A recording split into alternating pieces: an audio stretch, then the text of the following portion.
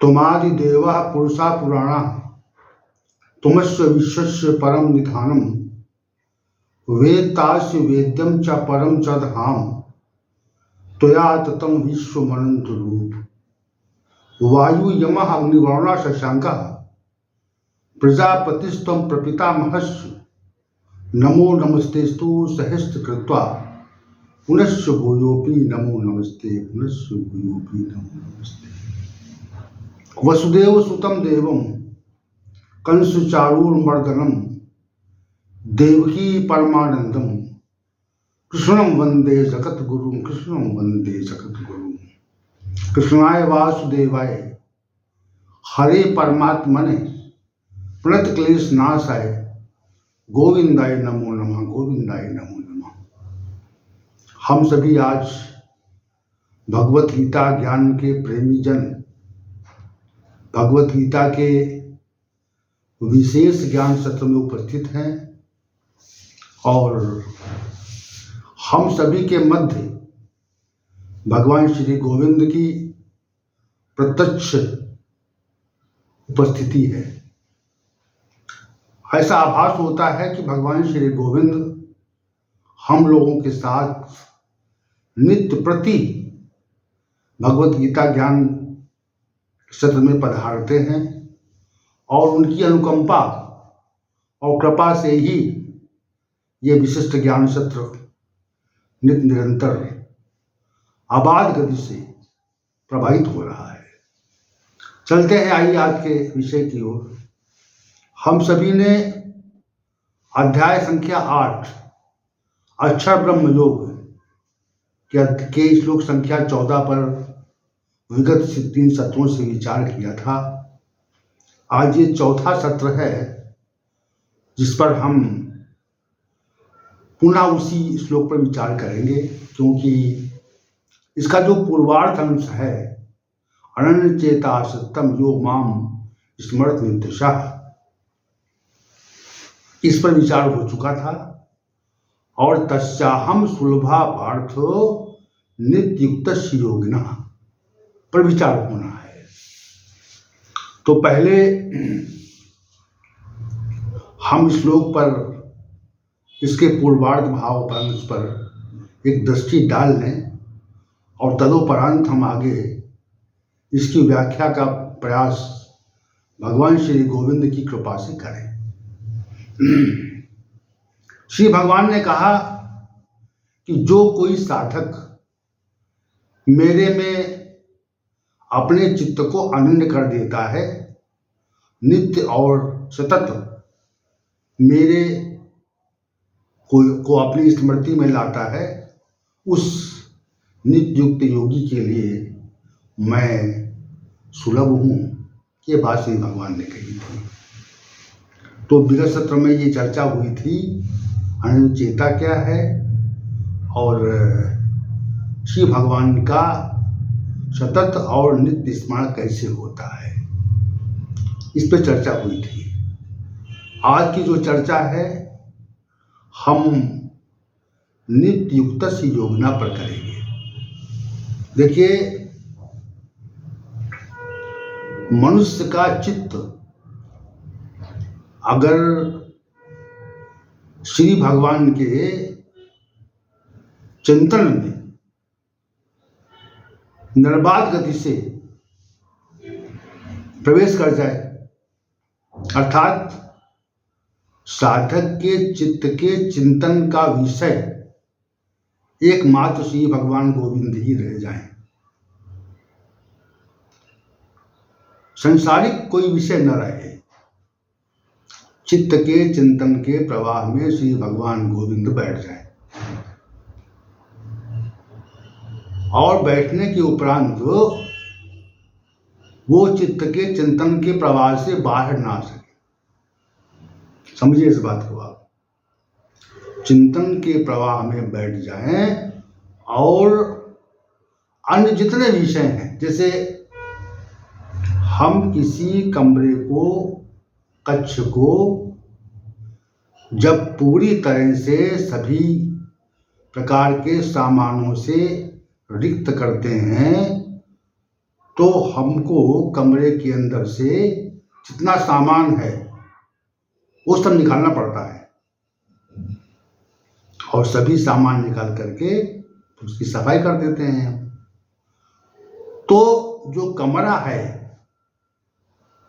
वो सामान से पूरी तरह से रहित हो जाए, और एक भी सामान रह गया अगर, तो ये माना जाएगा कि अभी कमरा पूरी तरह से रिक्त नहीं हुआ है, अभी कमरे में सामान है। तो वैसे ही जो चित्त रूपी कमरा है उसमें असंख्य सांसारिक विषय भरे हुए हैं।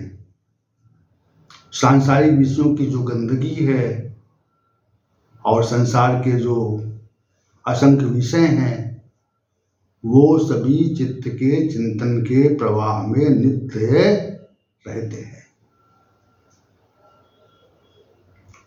तो चित्त के चिंतन के प्रवाह में एक लंबी अवधि तक जो सांसारिक विषय रहे हैं उनको निकाल पाना इतना सहज नहीं है। और साधक ये काम करता है। साधक जो है वो अपने चित्त के जितने भी सांसारिक विषय हैं जो उसके चिंतन में प्रवाहित हो रहे हैं उन समग्र विषयों को निकालता है। इसके दो साधन हैं, दो उपाय हैं। एक तो आप श्री भगवान के स्वरूप के चिंतन में इतना निमग्न हो जाए, डूब जाएं कि श्री भगवान का ही चिंतन अवशेष बचे, श्री भगवान का ही चिंतन अवशेष रह जाए और शेष अवशेष न रहे। एक तो ये विधि है, और ये तो भावनात्मक विधि है कि भाई हम किसी अपने प्रिय पात्र को अपने चिंतन के प्रवाह में अनायास ही पाते हैं। उसके लिए हमको प्रयास नहीं करना पड़ता, क्योंकि हमारा वो प्रिय हो गया है। प्रिय व्यक्ति हमारा जो प्रीतम है संसार में, जिसको हम बहुत स्नेह करते हैं, जैसे हम अपने पुत्र को या पौत्र को जब बहुत स्नेह करते हैं तो वो हमारे चित्त के चिंतन के प्रवाह में स्वतः ही आता रहता है,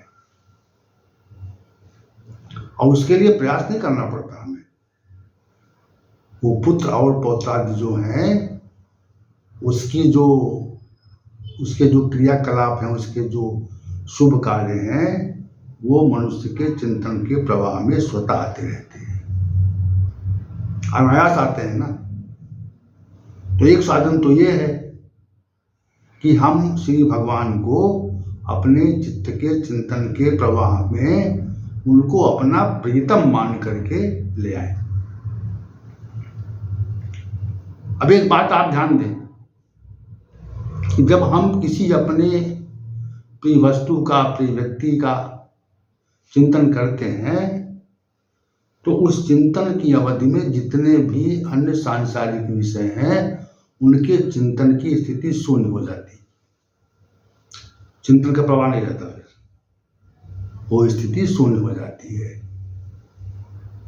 तो उसी प्रकार हम श्री भगवान को अपना प्रीतम मान लें और अपने चित्त के चिंतन के प्रवाह में उनको स्थापित कर लें और उनके स्वरूप का नित्य चिंतन करें, तो धीरे धीरे जो सांसारिक विषय हैं वो स्वतः ही हमारे चित्त के चिंतन के प्रवाह से बाहर हो जाएंगे, और कुछ काल के उपरांत हम संसार के विषय में कुछ विचार नहीं करेंगे। जैसे एक बात और कहें यहाँ पर, जिस किसी व्यक्ति, वस्तु या स्थिति से हमको सुख मिलता है, तो सुख मिलता है जब, तो हम उस वस्तु, स्थिति, क्रिया आदि के बारे में, व्यक्ति के बारे में स्वतः चिंतन करने लगते हैं। उसके लिए हमको प्रयास नहीं करना पड़ता। क्यों? क्योंकि हमको वो प्रिय है, हमको उससे सुख मिलेगा। सुख मिलने की संभावना रहती है, सुख मिलता है या सुख मिल चुका है, तीनों बातें। सुख मिल चुका है एक बात भूतकाल की, सुख मिल रहा है वर्तमान में दूसरी बात, भविष्य में सुख मिलने की संभावना है। ऐसा जब किसी प्रीतम वस्तु स्थिति क्रिया से हमें होता है, ऐसी संभावना होती है, ऐसा हमें बोध होता है, तो वो हमारे चित्त के चिंतन के प्रवाह में स्वतः वो स्थिति व्यक्ति और वस्तु क्रिया आने लगती है। तो हम ये माने कि श्री भगवान गोविंद जी हमारे परम प्रिय हैं, अन्य कोई परम प्रिय नहीं है। वो हमारे साथ भूतकाल में भी थे और वर्तमान में भी हैं, अव्यक्त होकर के भी व्यक्त हैं, हमारे हृदय में वास करते हैं। ये भावना जब आ जाती है और भविष्य में मृत्यु के उपरांत भी उनके पास ही हमको जाना है, तो तीनों कालों में हमें उनका साथ रखना पड़ता है। हमारी बाधा है, अहम सर्वस्व प्रभुओ मत्ता सर्वम प्रवर्तते। तो मत्ता सर्वम प्रवर्तते, मेरे में ही प्रवर्तित हो रहे सभी जीव, ऐसा मानना पड़ता है ना। ऐसा है वास्तविकता, ये मान्यता नहीं, मानना नहीं पड़ता, ये वास्तविकता है। तो जो वास्तविकता है उस पर दृष्टि चली जाए कि हमारे प्रीतम हैं, हमें हमारे सबसे अधिक प्रिय हैं और उससे अधिक प्रिय कोई नहीं है। वो पूरे ब्रह्मांड के स्वामी हैं, मालिक हैं, हमारे भी स्वामी हैं, हमारे जीवन दाता हैं। उन्होंने हमें जीवन दिया है और जीवन दे करके हमें हमारा लालन पालन करते हैं। तो ये जो भाव आ जाता है ना, कुछ नहीं है, तुम ही हो जो कुछ। जैसे कोई व्यक्ति किसी अपने प्रिय व्यक्ति से कहता है कि आप कुछ नहीं, आप संसार कुछ नहीं है, जो कुछ भी है वो आप ही हैं, जब ये बात कह देता है वो, तो ये प्रियता की पराकाष्ठा, स्नेह की पराकाष्ठा है। और फिर वो व्यक्ति हमारे स्मरण से निकलता नहीं है, चित्त से निकलता नहीं है, चिंतन के प्रवाह में रहता है। कि लौकिक बात है और लौकिक बात हम समझाने के लिए कहते, और जो अव्यक्त विषय है श्री भगवान गोविंद अव्यक्त है, प्रतीत नहीं होते। ना हम प्रकाशा सर्वस्व योग माया समावृता, श्री भगवान ने कहा। फिर उस माया से अच्छी प्रकार आवृत हुए श्री भगवान गोविंद को अपने चिंतन के प्रवाह में ले आए, के स्वरूप का चिंतन करें, तो धीरे धीरे जो अनंत चेता स्थिति आ जाती है। एक बात अनंत चेता की हो गई, जहां पर जो व्याख्या हो रही है नित्य युक्त योगिना की हो रही। नित्य युक्त योगिना क्या है? कौन कौन ऐसे महानुभाव हैं नित्य युक्त योगी हो जाते हैं? उनका जो चिंतन है वो अनित नहीं होता, चिंतन का जो प्रवाह है अनित नहीं होता, वो नित्य रहता है। तो ऐसे श्री भगवान ने उनके लिए कहा कि नित्य युक्त योगिना, वो नित्य युक्त योगी हैं जिनके चिंतन के प्रवाह में हम समाहित हो चुके हैं। जैसे कोई मिठाई बनती है जब, तो उस मिष्ठान में जो शक्कर आदि है, मीठी वस्तु है, शक्कर आदि पूरी तरह से प्रवेश हो जाती है। तो हम उस मिष्ठान को जहां से भी ग्रहण करते हैं, जहां से खाते हैं, तो हमको कण में जो है उस मिष्ठान के मीठेपन का आभास होता रहता है। मीठापन रहता है, क्योंकि वो प्रवेश कर चुका है ना। सकल जो है मिष्ठान में प्रवेश कर चुकी है, और सकल मिष्ठान में प्रवेश कर चुकी है, इसलिए वो प्रत्येक स्थान पे आपको मिलेगी। जैसे ही उसका कोई भी अंश आप ग्रहण करेंगे तो वो आपको उस शक्कर की मिठास आपको प्रतीत होगी। क्यों होती है? क्योंकि शक्कर की मिठास उस मिष्ठान में प्रवेश कर चुकी है। वैसे ही भगवान श्री गोविंद का जो चिंतन है, भगवान श्री गोविंद के स्वरूप का जो चिंतन है, वो हमारे चिंतन प्रवाह में पूरी तरह से समा चुका है। उसी के लिए श्री भगवान ने कहा नित्य युक्त, नित्य लगे हुए संसार को देखते हैं। ऐसा योगी संसार को देखता है, लेकिन संसार में श्री भगवान को देखता है। यो माम पश्यत सर्वत्र सर्वम च मयि पश्यति। भगवान श्री गोविंद को वो व्यक्ति देखता है। जहां दृष्टि डालती जाती है वहां पर भगवान श्री गोविंद ही प्रतीत होते हैं, अन्य की प्रतीति नहीं होती। भगवान श्री गोविंद की ही प्रतीति होती है। जब ये भाव आ जाए, जैसे जब जल बरसता है तो जल बरसने पर हम अगर दूर से देखें, वृष्टि देखें, जल को बरसते हुए देखें, कभी आपने गंभीर रूप से हुई जलवृष्टि को देखा होगा। सर्वत्र जल ही जल प्रतीत होता है। उस बरसात में जहां तक हमारी दृष्टि जाती है वहां पर हमको बरसात ही दिखाई पड़ती, जल ही दिखाई पड़ता है। समुद्र के किनारे आप जाएं, तो समुद्र के किनारे जाने पर आपकी दृष्टि जहां तक जाएगी वहां तक उस विशाल समुद्र का जल ही जल प्रतीत होगा, और आगे लगेगा आपको आभास होगा, आपको ये दिखाई पड़ेगा कि वो जो ऊपर आकाश है और जल मिला हुआ है। यद्यपि आकाश जल नहीं मिलता, जल और आकाश कभी मिलता नहीं है। हमको दिखता है कि आगे जहां तक दृष्टि जाती है हमारी, जहां तक हमारी दृष्टि जाती है तो वो आकाश और जल मिला हुआ प्रतीत होता है। ऐसा है नहीं? तो वैसे ही संसार में जहां तक हमारी दृष्टि जाए,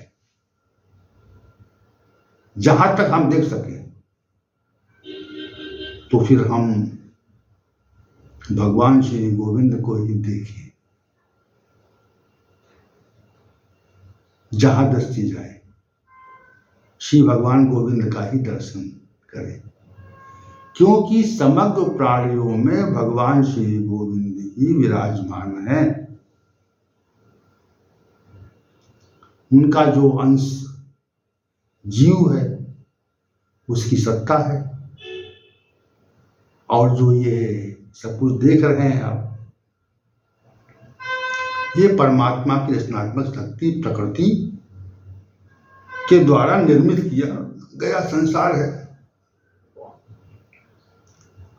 तो वास्तव में सब कुछ परमात्मा का ही तो है। संसार को बनाया है प्रकृति ने, शास्त्र कैसा कहते हैं, मनीषी ऐसा कहते हैं, और जीव जो है वो परमात्मा का अंश है। तो जो कुछ भी प्रतीत होता है, जो कुछ भी दिखाई पड़ता है, जिससे हम व्यवहार करते हैं, वह समग्रता से भगवान श्री गोविंद के द्वारा ही प्रवृत्त है। इसलिए हम उनको श्रेष्ठ मान करके सर्वत्र उनकी स्थिति मान करके हम भगवान श्री गोविंद को अपने चित्त के चिंतन के प्रवाह में निरंतर ले आए और मन से जो जो स्मरण हो, जो जो स्मरण में आए, तो हमारे स्मरण में भगवान श्री गोविंद बैठ जाए।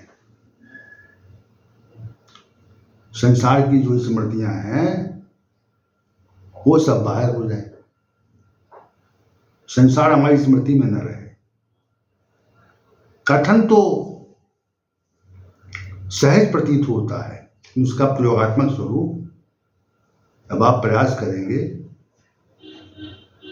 तो कठिन प्रतीत होगा, लेकिन भगवान श्री गोविंद का आश्रय ले लेने पर वो जो कथन है वो बहुत सहज हो जाता है। श्री भगवान ने कहा, अनन्य चित्त हो गए हैं जो लोग और मेरा सतत और नित्य स्मरण करते हैं, वो वास्तविक रूप से कौन है? वो नित्य युक्त योगी हैं। कैसे योगी हैं? नित्य युक्त, नित्य में ही हमारे में लगे हुए। क्या है? नित्य हमारे में लगे हुए हैं, मुझसे युक्त हैं। और जब कोई भी मनुष्य है, देखिए कुछ क्रिया नहीं करनी यहां पर। संसार को प्राप्त करने के लिए संसार की वस्तु, स्थिति और जो कुछ भी है, धन संपदा है, प्रतिष्ठा है, अवसर है, पद है, ख्याति है, भोग है, उसको प्राप्त करने के लिए हमको क्रिया करनी पड़ती है, चेष्टा करनी पड़ती है। ये अंतर है। श्री भगवान को प्राप्त करने के लिए हमको चेष्टा नहीं करनी पड़ती। ऐसा संसार में ऐसा नहीं है कि हम मन परिवर्तित कर लें और मन से संसार को याद करें और उनका स्मरण करें तो संसार हमको मिल जाए, ऐसा नहीं। संसार की वस्तु, धन संपदा, ऐश्वर्य, प्रतिष्ठा, पद, भोग, शब्द, रूप, स्पर्श, गंध प्राप्त करने के लिए हमको चेष्टा करनी पड़ती है, क्रिया करनी पड़ती है। लेकिन श्री भगवान के लिए ऐसी क्रिया नहीं करनी पड़ती। इसको समझें आप, इस बात को समझें। देखिए परम सत्ता है, तो परम सत्ता को प्राप्त करने के लिए चेष्टा की विहीनता है, और संसार को प्राप्त करने के लिए चेष्टा करनी पड़ती है, आपको लगना पड़ता है। श्री भगवान जो जहाँ साधन दे रहे हैं, मैं उसको सुलभ हूं। किसको? नित्य युक्त योगी को, जिसने अपने चिंतन के प्रवाह में मुझको स्थापित कर लिया है और उसके चिंतन का प्रवाह मेरे से चल रहा है। और जो हमारा नित्य सतत स्मरण करता है, स्मरण करना है बस। संसार की वस्तुएं स्मरण से नहीं मिलती। संसार में न तो धन मिलता है स्मरण से कि हम स्मरण कर दें और धन आ जाए, मिल जाए, ऐसा नहीं। संसार में जो संपदा है वो भी धन से, वो भी स्मरण से नहीं मिलती। और संसार में जो ख्याति है वो भी स्मरण से नहीं मिलती। पद है, उसके लिए प्रयास करना पड़ता है, चेष्टा करनी पड़ती, बहुत प्रयास करना पड़ता है। संसारिक भोग हैं, उनको प्राप्त करने के लिए चेष्टा करनी पड़ती है, आपको प्रयास करना पड़ता है कि जहाँ भोगों का संयोग होगा तो वहाँ जाना पड़ेगा, या भोगों के जो वस्तु है, स्थिति है, जो कुछ उससे व्यवस्था करनी पड़ेगी आपको। तो चेष्टा वहाँ क्रिया है, लेकिन यहाँ क्रिया नहीं है।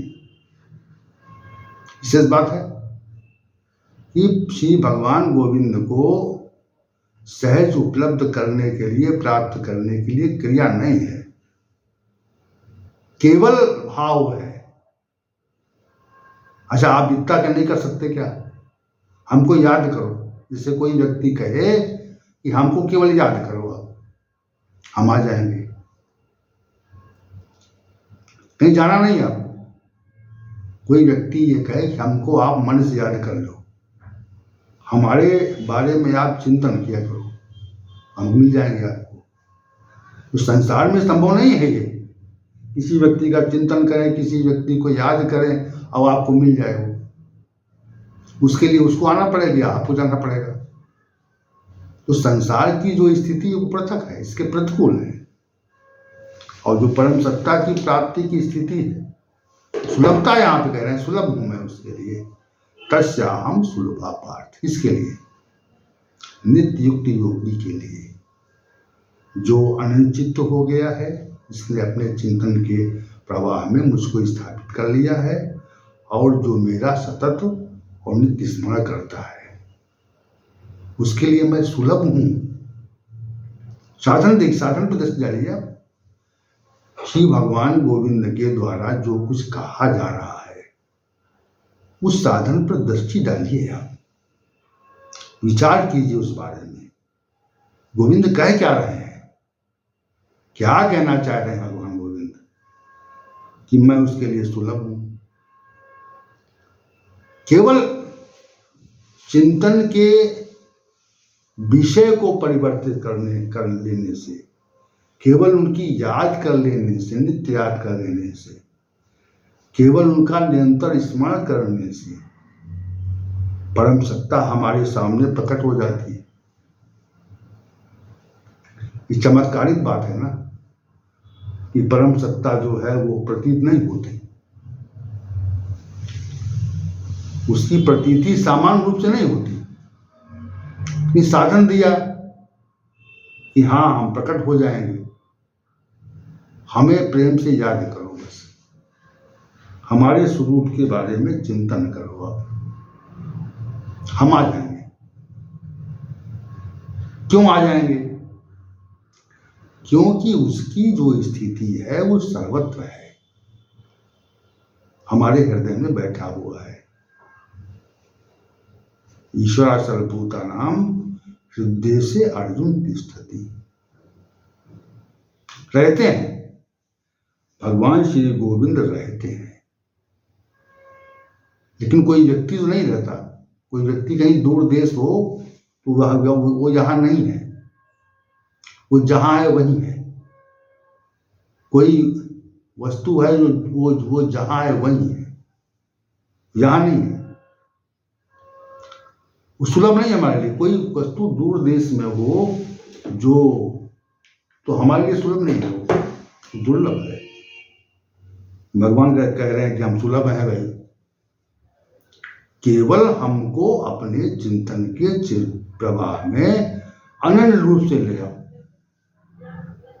केवल हमारा निरंतर स्मरण करो, नित्य स्मरण करो, और ऐसा करो नित्युक्त हो जाओ। इससे कोई व्यक्ति सुबह से शाम तक कोई कार्य करता है तो हम ये कहते हैं ये व्यक्ति नित्य इसमें लगा रहा है, नित्य लगा रहा, ये बराबर काम करता रहा, निरंतर कार्य करता रहा, ये कहते हैं ना। क्यों कहते हैं? क्योंकि लगा हुआ है ना, वो नित्य युक्त है। सुबह से शाम तक परिश्रम इसने किया है, अपने कार्य में लगा रहा है। नित्य युक्त को समझने के लिए हमने कहा कि चिंतन के प्रवाह में उनको स्थापित कर दो, बस उनका स्मरण करो, उनकी बातचीत करो, उनको याद करो, भगवान के स्वरूप को देखो और उनसे भी लगना हो। भाई स्मरण ही तो करना है, याद ही तो करना है, उनको क्या करना है बताइए?